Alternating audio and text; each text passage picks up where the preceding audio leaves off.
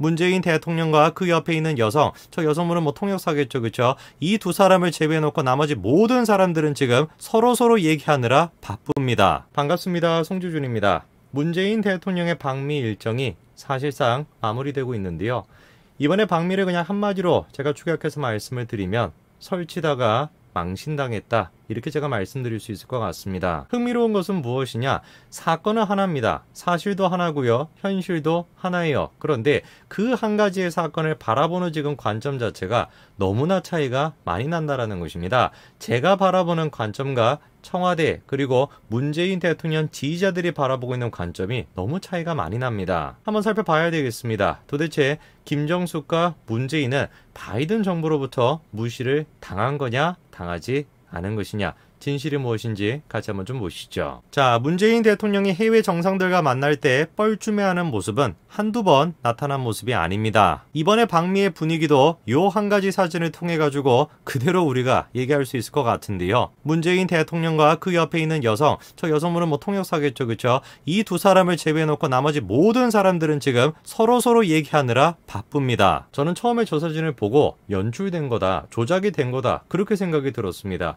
아니, 하루 이틀도 아니고 어떻게 지금 저런 식의 장면이 매번 갈 때마다 저렇게 연출이 될 수가 있습니까? 자, 지금 이제 저 장면 같은 경우도 마찬가지로 논란이 되는데요. 저렇게 지금 악수를 하고 난 뒤에 어떻습니까? 바지에다가 손을 지금 닦는 듯한 그런 지금 모습이 또 나타난 겁니다. 글쎄요, 뭐 어떻게 된 것인지 저쪽 진영에 있는 사람들은 계속해가지고 스가 총리와 비교를 하면서 극진히 대접을 받았다, 이렇게 지금 주장을 하고 있습니다. 자, 스가 총리는 문재인 대통령에 앞서 방미를 했었는데요. 미일 정상회담과는 대조적인 모습이 뭐 연출이 됐다면서 뭐 스가 회담을 할 때보다 20분 정도 더 길게 뭐 회담을 했다, 이렇게 지금 언론사들이 얘기하고 있습니다. 물론 이제 저것만이 아닙니다. 10분, 20분 정도 더 시간을 보냈다, 그거 말고 바이든 정부에서 내놓은 음식, 그 음식을 가지고서도 지금 언론사들이 문비어 첨가를 외치고 있는데요. 자, 문재인 대통령과 바이든 대통령의 오찬을 지금 보시게 되면은 테이블 위에 음식이 저렇게 놓여져 있습니다. 저게 뭔지를 보니까 크랩 케이크라고 하는데요. 크랩 케이크라는 게 미국의 유명 음식인데다가 문재인 대통령의 식성까지 세심하게 고려했다, 이렇게 지금 자화자찬을 하고 있습니다. 그러면서 비교하고 있는 게 스가 총리와의 오찬인데, 그래가지고 봐봐라, 문재인 대통령한테는 크랩 케이크를 줬는데 스가한테는 지금 저렇게 햄버거를 주지 않았냐. 햄버거뿐만 아니라 한 가지 더 눈에 띄는 게 뭡니까? 문재인 대통령과 바이든은 지금 마스크를 쓰고 있지 않는데 스가 총리와 만날 때는 마스크를 지금 쓰고 있다라는 거예요. 저 마스크를 두고서도 계속해가지고 지금 비교하고 있습니다. 야, 스가 오늘 잠 못 자겠네 하면서 스가일 때는 마스크를 쓰고 있는데 문재인 대통령 쓰고 있지 않고, 그게 지금 미국이 일본을 대하는 자세가 다른 것이다, 이렇게 지금 얘기하고 있습니다. 일반 지금 네티즌들 뿐만 아니라 언론사들조차도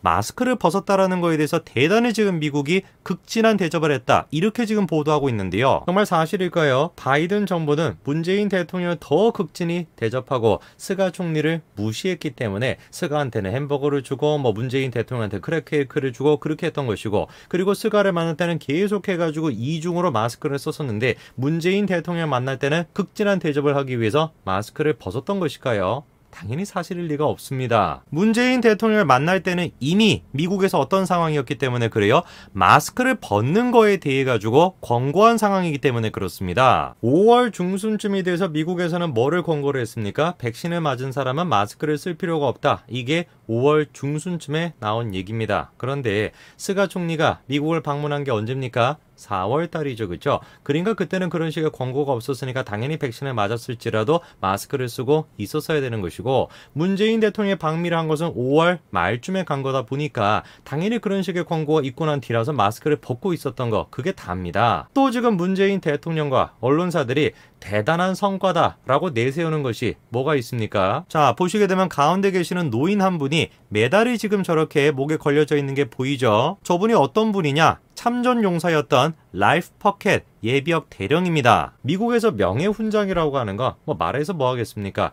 어마어마한 의미를 갖고 있고 엄청나게 명예로운 일이 바로 명예훈장을 수여받는 것입니다. 그런데 명예훈장을 수여한다라는 것은 미국의 일이지 다른 나라의 일이 아니지 않습니까? 그래서 외국의 정상들이 그런 식의 수여식에 참석할 만한 이유가 딱히 없는 것이에요. 근데 이번에 문재인 대통령 어떻게 된 것인지 외국 정상으로 최초로 명예훈장을 수여하는 그 수여식에 참석을 했다는 것입니다. 자, 그래서 언론사들이 다음과 같이 막 그냥 문비어 참가를 외치고 있죠, 그렇죠? 최초로 막 초청받았다, 어마어마한 일이다, 막 그렇게 지금 얘기하고 있습니다. 이성이 마비된 사람들 같은 경우는 저런 식으로 단세포 정도로 생각할 수가 있겠습니다만, 저희처럼 수준이 좀 높고 이성적으로 생각하는 사람들은 좀 다르게 바라보겠죠, 그렇죠? 뭔가 좀 의도가 있지 않을까? 왜 하필이면 문재인 대통령을 저런 식의 지금 수여식에 초청을 했던 것일까?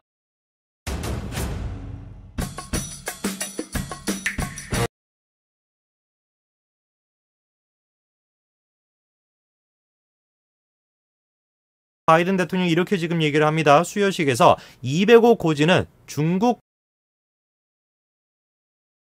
일이다, 막 그렇게 지금 얘기하고 있습니다. 이성이 마비된 사람들 같은 경우는 저런 식으로 단세포 정도로 생각할 수가 있겠습니다만, 저희처럼 수준이 좀 높고 이성적으로 생각하는 사람들은 좀 다르게 바라보겠죠, 그렇죠? 뭔가 좀 의도가 있지 않을까? 왜 하필이면 문재인 대통령을 저런 식의 지금 수여식에 초청을 했던 것일까? 바이든 대통령이 이렇게 지금 얘기를 합니다. 수여식에서 205 고지는 중국 국경이 얼마 떨어져 있지 않은 곳이었다. 터키 대령은 2만 5천 명의 중국군이 압도적 수로 진격함에도 자신의 중대를 끝까지 이끌었던 사람이다. 그러면서 오늘 이런 수여식에 한국 대통령이 참여한 것은 처음이다. 그만큼 중요한 자리라면서 그때 당시 한국전에 참전한 모든 미군을 기리는 자리다. 이성적으로 현실적으로 생각을 해봤을 때 왜 문재인 대통령은 최초로 저런 식의 지금 명예훈장 수여식에 참석을 했겠습니까? 이유가 간단한 것이에요. 우리가 지금 앞으로 중국에 대해 가지고 어떤 자세를 가져야 되는가, 그거에 대해서 지금 문재인 대통령한테 압박하고 있는 거 아닙니까? 특히나 문재인 대통령은 어떻게 행동했습니까? 바이든과 정상회담 하루를 앞두고 중국은 중요한 협력 국가다, 이런 얘기를 했었어요. 바로 전날에 저런 얘기를 했던 문재인 대통령을 불러다 놓고, 야, 너 이 자리가 얼마나 중요한 자리인지 알아? 라고 얘기하면서, 이 자리가 지금 어떤 자리냐? 중국과 싸웠던 그 명예로운 사람을 지금 기리는 자리다 라는 얘기를 했던 게 바이든입니다. 왜 그러면 문재인 대통령을 저기다가 초청을 했겠습니까? 문재인 대통령 극진하게 대접하기 위해서. 말도 안 되는 소리죠. 중국에 대해 가지고 똑바로 정신 차려라, 그거를 지금 강조를 한 겁니다. 근데 희한한 것이 뭐냐면, 바로 전날 같은 경우는 중국에 대해서 저렇게 얘기를 했었던 문재인 대통령이 또 시간이 얼마 지나지 않아 가지고 뭐라고 또 얘기를 합니까? 야, 놀랍게도 지금 보시면은 미사일 지침을 종료했다, 이렇게 지금 밝혔습니다. 저런 식으로 미사일 지침을 종료를 한다, 그게 무슨 뜻입니까? 중국에 대해서 더 적극적으로 견제하겠다, 그 뜻 아니에요. 근데 불과 며칠 전까지만 하더라도 중국에 대해 가지고 뭐 협력해야 된다, 상생해야 된다, 이런 얘기를 했던 사람이 정작 지금 또 저기에 가서는 뭐라고 지금 얘기하는 거예요? 미사일 지침을 종료했다, 기쁜 마음으로 종료했다, 이러고 앉아 있는 거예요. 저는 문재인 대통령 저런 식의 모습을 보면 어떤 생각이 드냐면, 저 사람은 지금 자기가 무슨 말을 하고 있고 무슨 행동을 하는지 전혀 모르는 사람이다, 저는 그런 생각이 듭니다. 그러다 보니까 아까 전에 이런 식의 장면들이 연출되는 거 아니겠습니까? 뭘 모르는 표정이잖아요, 지금. 근데 가만히 생각해보면은 김정숙의 경우도 마찬가지인 거 아닙니까? 문재인 대통령이 방미를 했었을 때는 아까 제가 말씀을 드린 것처럼 미국 내에서 백신을 맞게 되면은 마스크 같은 거 따로 쓰지 않아도 된다라고 지금 권고가 나왔던 시점입니다. 그래서 바이든이 됐건 뭐 관련된 관료들도 다 마스크를 착용하지 않고 문재인 대통령을 맞았던 거죠. 그럼 이상한 것이, 그런 식으로 뭔가 코로나 사태가 완화가 됐다라고 판단이 됐으면 왜 김정숙 여사는 오지 말라고 한 겁니까? 그렇지 않습니까? 스가 총리의 경우는 좀 다르죠, 그렇죠? 스가가 방문했었던 4월달 같은 경우는 마스크를 벗어도 된다라는 식의 권고도 없었을 당시입니다. 오히려 생각을 해보면은 스가의 경우는 스가의 아내가 미국을 안 간 게 이해가 되죠. 코로나가 심각했다라는 걸 지금 보여주는 것이니까. 뭐 김정숙이 됐건 문재인 대통령이 됐건 그냥 한마디로 이번에 방미는 이성적이고 현실적으로 바라보면 답은 그냥 한 가지인 겁니다. 까불다가 망신당했다, 이렇게 이제 우리가 정리할 수 있겠네요. 오늘까지 말씀드리겠습니다. 감사합니다.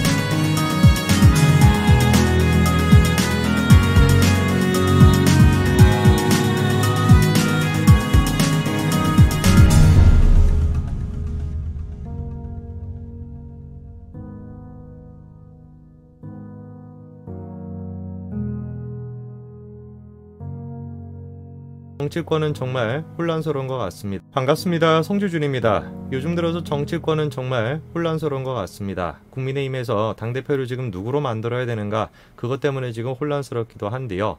그것 자체만도 혼란스러운데 그거를 더 지금 혼란스럽게 만드는 게 윤석열이라고 하는 존재입니다.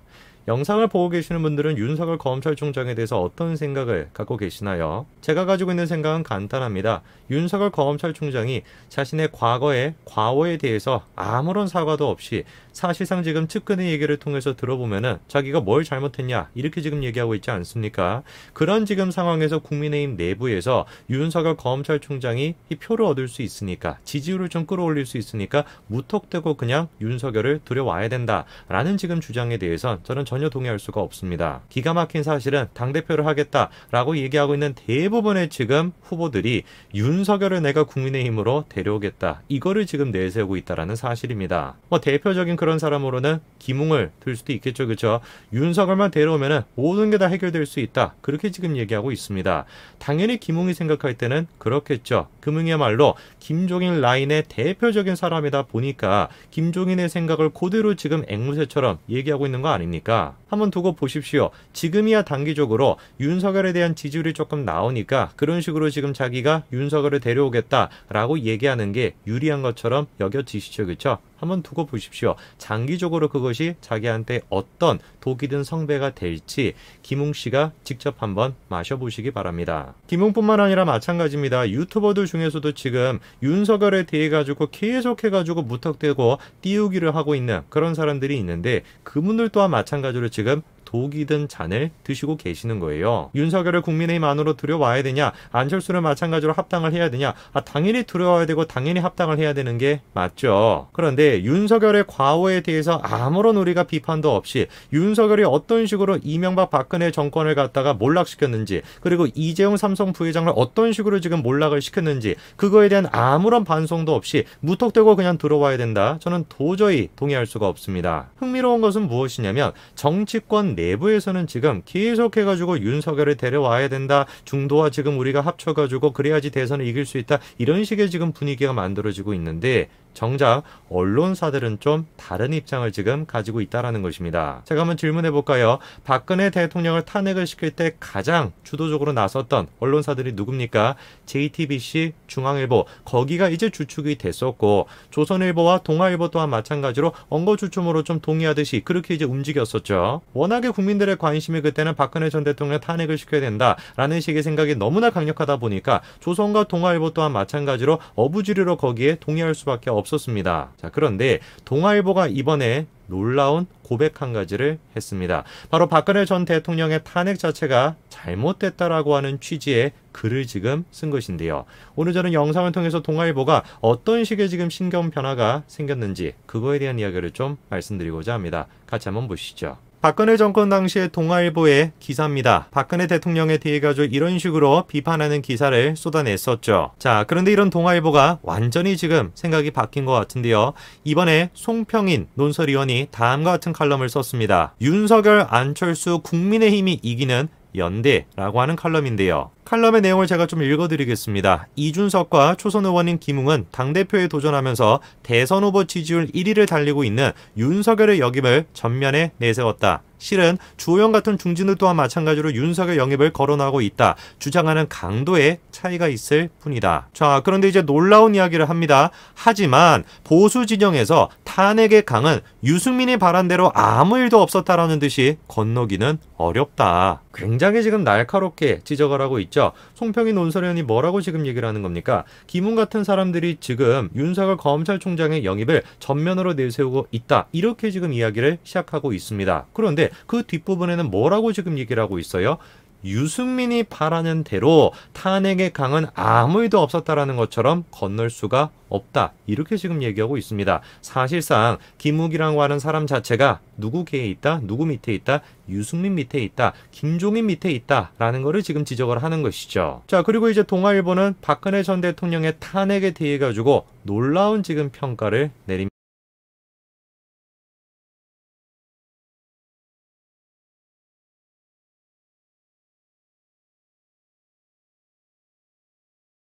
금태섭과 권성동 등이 만들었던 국회의 탄핵소추안은 엉터리였다라는 겁니다. 당연히 엉터리였죠. 그때 당시에 탄핵 누구 밑에 있다? 유승민 밑에 있다. 김종인 밑에 있다. 라는 거를 지금 지적을 하는 것이죠. 자, 그리고 이제 동아일보는 박근혜 전 대통령의 탄핵에 대해 가지고 놀라운 지금 평가를 내립니다. 금태섭과 권성동 등이 만들었던 국회의 탄핵소추안은 엉터리였다라는 겁니다. 당연히 엉터리였죠. 그때 당시에 탄핵소추안을 한번 보십시오. 이게 지금 그때 당시에 탄핵소추안인데요. 참고 자료를 한번 보시기 바랍니다. 20개가 넘는 지금 참고 자료가 나와 있는데 대부분의 지금 참고 자료가 어떻습니까? 공소장과 기사로 구성이 되어 있습니다. 언론 기사를 통해 가지고 사실상 국회가 박근혜 전 대통령을 탄핵을 시켰던 것이죠. 얼마나 엉터리였던지 탄핵 심판 주심이었던 강일원은 기업들의 미르, K스포츠재단 기부금을 뇌물로 규정한 소추 내용을 뭐라고 바꿔버렸다라는 거예요?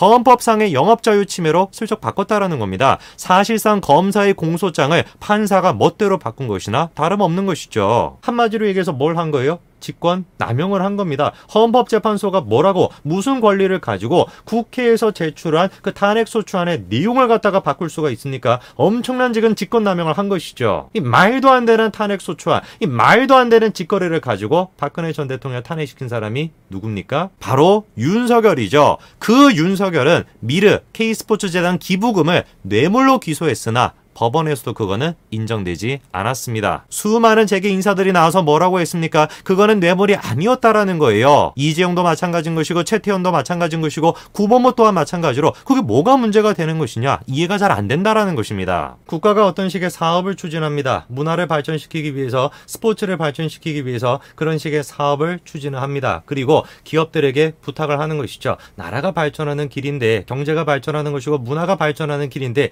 기업들도 마찬가지로 힘 좀 써주십시오. 그렇게 얘기해서 LG가 됐건 삼성이 됐건 SK가 됐건 그런 사람들에게 부탁을 했던 것이죠. 근데 그거를 갖다가 국회는 말도 안 되게 뇌물죄다라고 규정을 했던 것입니다. 얼마나 말이 안 되다 보니까 헌법재판소에서 그 내용을 조금 말이 되게끔 보이게끔 하기 위해 가지고 직권 남용까지 하면서 내용을 바꿔버렸던 것이에요. 근데 그거를 기반으로 해가지고 뇌물죄로 지금 박근혜 전 대통령을 탄핵시켜버렸던 사람이 누군 겁니까? 그게 바로 윤석열이에요. 분명한 사실입니다. 탄핵이라고 하는 것은 법치의 관점에서, 정의의 관점에서 이루어졌던 것이 아니에요. 정치적인 목적을 가지고 정권을 장악하겠다라는 생각을 가지고 있던 보수우파 정당에 있는 국회의원들이 일으켰었던 일종의 이제 반란이었던 것입니다. 이 부분에 대해서 동아일보가 뭐라고 합니까? 탄핵은 사법 절차처럼 상소나 재심이 가능한 제도가 아니다. 잘못이 있었다라고 해도 나중에 바로잡을 수가 없다. 그래서 탄핵은 정치에 가깝다고 말하는 것이다. 비이성적으로 탄핵을 몰고 갔던 당시의 힘의 관계는 그 자체가 받아들여야 할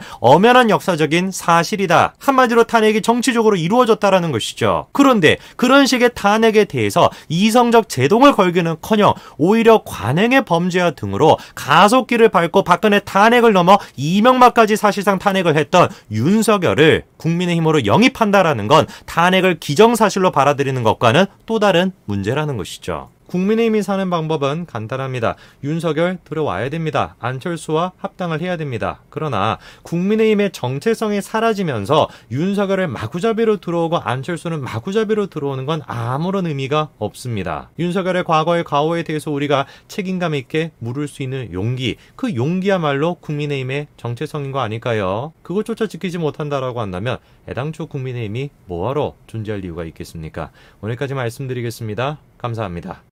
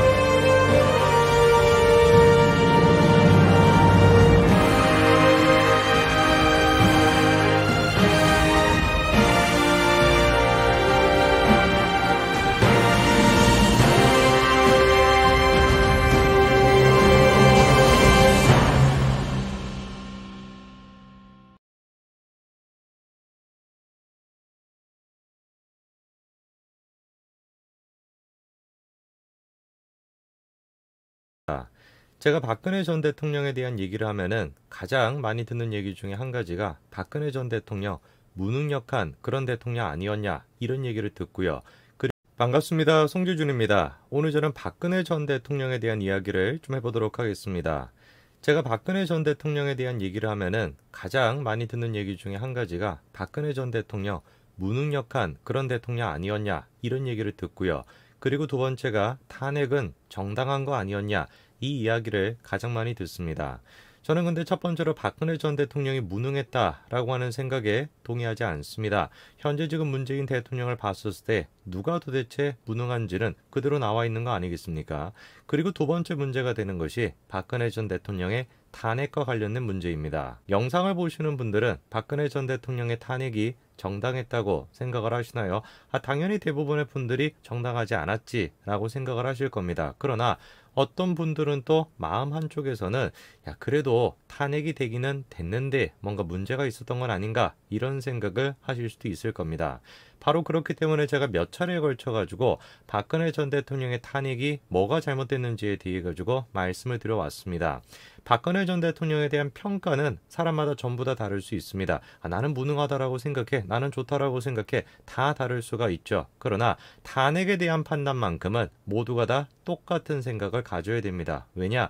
이거는 주관적인 판단의 영역이 있는 것이 아니라 객관적인 법치의 문제이기 때문입니다. 오늘 저는 영상을 통해서 제가 이제 박근혜 전 대통령의 탄핵이 뭐가 부당했는지 법리적으로 제 의견만 말씀을 드리면은 권위가 좀 없지 않습니까? 제가 뭐 법학 전문가도 아니고 그렇기 때문에 저를 제외하고 마찬가지로 박근혜 전 대통령의 탄핵이 법리적으로 잘못됐다라고 주장하고 계시는 교수님이 계시는데 그 교수님의 얘기를 빌어가지고 오늘 제가 말씀을 좀 드리고자 합니다.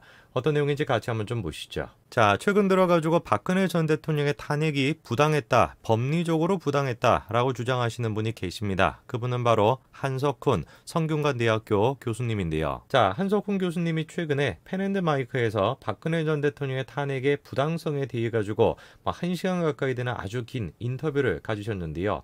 오늘 제가 영상을 통해서 그 인터뷰의 핵심적인 장면들을 편집해가지고 좀 보여드리고자 합니다. 일단 첫 번째로 우리가 궁금한 것이 있습니다. 많은 사람들이 얘기하는 게 그거죠. 박근혜 전 대통령의 탄핵은 이미 결정된 거 아니냐.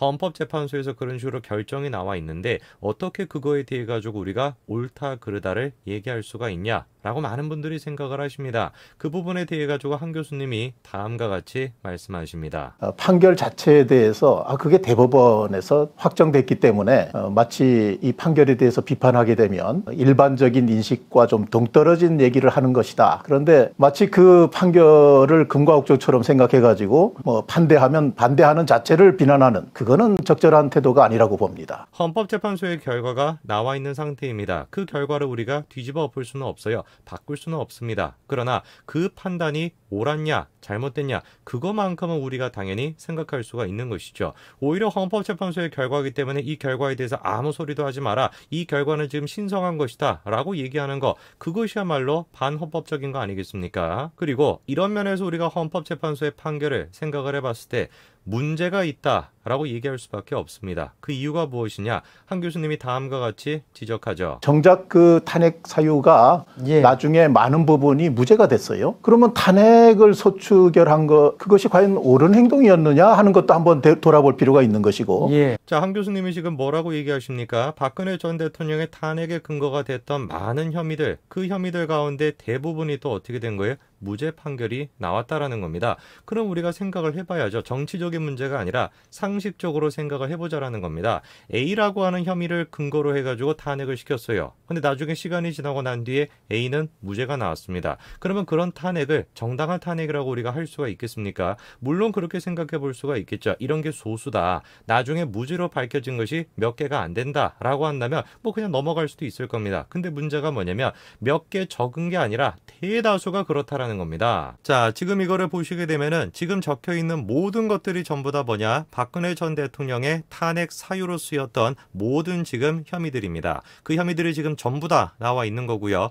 빨간색으로 되어 있는 건 유죄가 확정이 된 것이고 파란색 같은 경우는 유죄가 아닌 무죄로 확정이 된 겁니다. 자, 여기서 이제 눈에 띄는 것이 뭐냐면 공무상 비밀누설죄 이게 이제 유죄로 인정이 됐고요. 직권남용죄 이것 또한 마찬가지로 유죄가 인정이 됐습니다.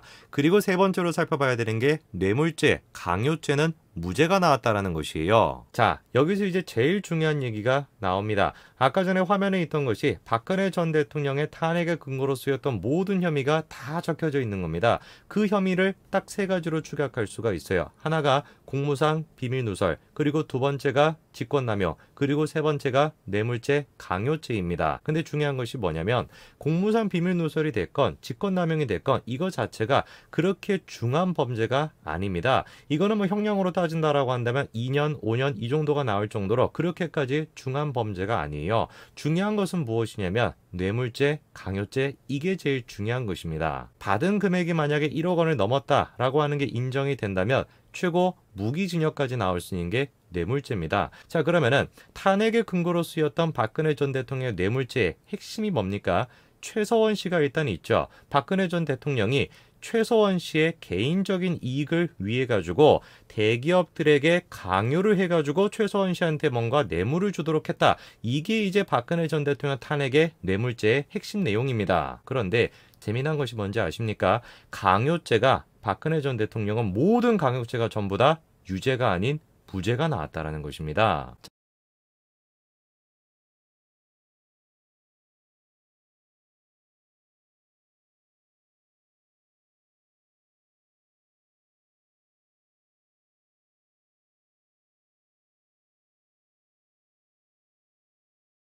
자, 보십시오. 박근혜 전 대통령 탄핵에서 모든 강요죄들은 지금 다 어떻게 나왔습니까? 전부 다 무죄가 나왔습니다. 하나도 개인적인 이익을 위해 가지고 대기업들에게 강요를 해가지고 최서원 씨한테 뭔가 뇌물을 주도록 했다. 이게 이제 박근혜 전 대통령 탄핵의 뇌물죄의 핵심 내용입니다. 그런데 재미난 것이 뭔지 아십니까? 강요죄가 박근혜 전 대통령은 모든 강요죄가 전부 다 유죄가 아닌 무죄가 나왔다라는 것입니다. 자, 보십시오. 박근혜 전 대통령 탄핵에서 모든 강요죄들은 지금 다 어떻게 나왔습니까? 전부 다 무죄가 나왔습니다. 하나도 빠지지 않고 강요죄는 전부 다 무죄가 나왔어요. 그리고 두 번째, 정말로 박근혜 전 대통령이 최서원 씨의 개인적인 어떤 사익을 위해 가지고 그런 식의 행동을 했냐? 이게 지금 문제가 되는 거 아닙니까? 이 부분에 대해 가지고 최서원 씨도 박근혜 전 대통령은 그런 적이 없다라고 얘기했고 박근혜 전 대통령 또한 마찬가지로 그런 적이 없다라고 얘기를 했습니다. 그러면은 검찰과 법원은 뭐를 통해 가지고 이거를 입증을 해야 됩니까? 객관적인 증거를 가지고 입증을 해야 되는 거 아니에요? 그런데 객관적인 증거는 아무것도 없이 마치 묵시적인 청탁을 했다라는 식으로 묶어가지고 그거를 인정을 해버린 겁니다. 개인적인 사익 추구라고 하는 거를. 대통령이 최 씨의 사익 추구 사실을 알았느냐, 기업들에게 요청한 것이 강요 행위였느냐, 이것이 결국 다 입증이 안 되거나 무죄가 됐다. 그렇다면 탄핵 자체가 문제가 있는 것이 아니냐. 그리고 여기 또 다른 중요한 인물이 등장을 합니다. 박근혜 전 대통령이 탄핵을 당했던 가장 결정적인 이유, 사실상 진짜 이유, 그리고 박근혜 전 대통령의 탄핵 이후에 구속이 됐던, 그리고 지금 이 순간까지도 수감이 되는데 가장 결정적인 역할을 했던 인물, 그 인물이 누구냐? 윤석열 검찰총장이었죠. 가장 대통령이 구속이 됐다고 볼 수도 있고 현재까지 그렇게 수감이 된 사유가 됐다고 볼 수 있는 건 사실은 탄핵 사건이 아니라 그 후에 이루어진 특검 수사에 의해서 추가된 삼성 뇌물 사건. 그게 가장 중요하다고 볼 수 있고요. 윤석열은 수사팀장으로서 박근혜, 최순실 국정농단 사건을 주도했습니다. 그리고 그 윤석열 검찰총장으로 인해 가지고 그 특검의 수사로 인해 가지고 현재 지금 수감이 되어 있는 인물이 두 사람이 있는 것이죠. 한 명이 바로 이재용이고 나머지 한 명이 바로 박근혜입니다. 저는 정말로 보수파 여러분들한테 질문해보고 싶습니다. 그리고 유튜버분들한테도 제가 질문해보고 싶습니다. 지금 이 순간에도 윤석열 검찰총장이 차기 대권 후보로 나서야 된다, 차기 대통령이 돼야 된다라고 주장하시는 분들이 계십니다. 그런데 그분들 얘기를 가만히 제가 들어보면 이해가 안 되는 것이 있어요. 그분들은 윤석열이 대통령이 돼야 된다라고 얘기를 합니다만 동시에 이재용에 대한 수감은 잘못되었고 박근혜 전 대통령은 무죄다라고 얘기를 합니다. 이재용을 감옥에 보내고 박근혜 전 대통령 감옥을 보낸 사람이 바로 윤석열인데 그러면서 동시에 윤석열이 대통령이 돼야 된다라는 얘기를 하고 계시는 거예요. 저는 그런 분들을 가르쳐가지고 뭐라고 하냐면 기회주의자다라고 얘기를 합니다. 양심이 있는 사람은 누가 됐든지 간에 얘기할 수 있어야 됩니다. 박근혜 전 대통령의 탄핵은 법리적으로 이루어진 것이 아니라 정치적으로 이루어진 것이고 박근혜 전 대통령은 정치적으로 희생당한 것입니다. 물론 우리가 지금 이 순간에서 탄핵을 물을 수는 없습니다. 탄핵을 다시 되돌릴 수는 없습니다. 그러나 우리가 정말로 대한민국이 법치 국가로 바로 서기를 바란다라고 한다면은 박근혜 전 대통령의 탄핵은 법리적으로 잘못됐다라는 얘기를 분명히 할 수 있어야 됩니다. 오늘까지 말씀드리겠습니다. 감사합니다.